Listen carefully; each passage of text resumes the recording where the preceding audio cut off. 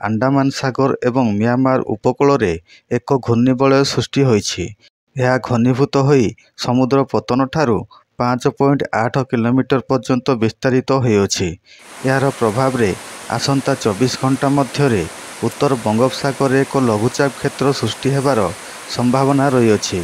ତେବେ ଆଜି ସନ୍ଧ୍ୟା ସୁଦ୍ଧା 2ଟି ଜିଲ୍ଲାକୁ ଅରେଞ୍ଜ ୱାର୍ଣ୍ଣିଂ ଜାରି କରାଯାଇଥିବା ବେଳେ ଏହିସବୁ ଜିଲ୍ଲାରେ ପ୍ରବଳରୁ ଅତି ପ୍ରବଳ ବର୍ଷା ହେବାର ସମ୍ଭାବନା ରହିଅଛି ଏବଂ 28 ଜିଲ୍ଲାକୁ ୟେଲୋ ୱାର୍ଣ୍ଣିଂ ଜାରି କରାଯାଇଥିବା ବେଳେ 10ଟି ଜିଲ୍ଲାରେ ପ୍ରବଳ ବର୍ଷା ହେବାକୁ ଥିବା ବେଳେ 7ରୁ 11 ସେଣ୍ଟିମିଟର ପର୍ଯ୍ୟନ୍ତ ବର୍ଷା ହେବାକୁ ଥିବା ବେଳେ ବିଜୁଳି ଘଡ଼ଘଡ଼ି ମାରିବା ସହ 30ରୁ 40 କିଲୋମିଟର ବେଗରେ ପବନ ବହିବାର ସମ୍ଭାବନା ରହିଅଛି।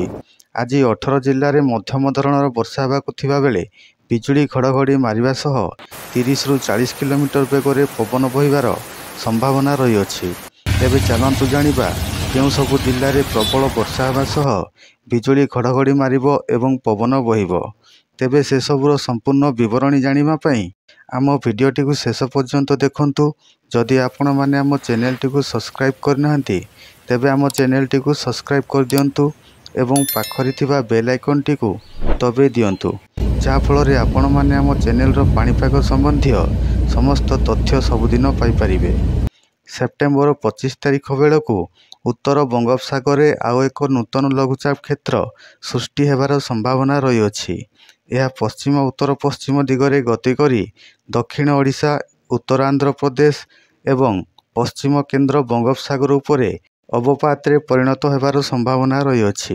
26 ସେପ୍ଟେମ୍ବର ଏବଂ 27 ସେପ୍ଟେମ୍ବର ବେଳକୁ ଦକ୍ଷିଣ ଓଡ଼ିଶାରେ ପ୍ରବଳ ବର୍ଷା ହେବାର ସମ୍ଭାବନା ରହିଅଛି।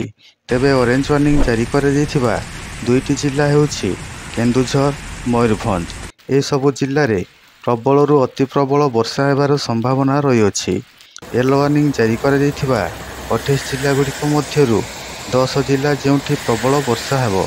ଏହିସବୁ ଜିଲ୍ଲାଗୁଡ଼ିକ ହେଉଛି ମାଲକାନଗିରି, କୋରାପୁଟ, ରାୟଗଡ଼ା, ଗଞ୍ଜାମ, ଗଜପତି, କଳାହାଣ୍ଡି, କନ୍ଧମାଳ, ସୁନ୍ଦରଗଡ଼, ଭଦ୍ରକ, ବାଲେଶ୍ୱର। ୟେଲୋ ୱାର୍ଣ୍ଣିଂ ଜାରି କରାଯାଇଥିବା ବାକି 18 ଜିଲ୍ଲା ହେଉଛି ନୂଆପଡ଼ା, ବଲାଙ୍ଗୀର, ବୌଦ୍ଧ, ସୋନପୁର, ବରଗଡ଼, ଅନୁଗୁଳ, ଢେଙ୍କାନାଳ, ସମ୍ବଲପୁର, ଦେଓଗଡ଼, ଝାରସୁଗୁଡ଼ା, ନବରଙ୍ଗପୁର, ନୟାଗଡ଼, ଖୋର୍ଦ୍ଧା, ପୁରୀ, କଟକ, ଜଗତସିଂହପୁର, କେନ୍ଦ୍ରାପଡ଼ା, ଯାଜପୁର। ଏହିସବୁ ଜିଲ୍ଲାରେ ହାଲୁକାରୁ ମଧ୍ୟମ ଧରଣର ବର୍ଷା ହେବାର ସମ୍ଭାବନା ରହିଅଛି।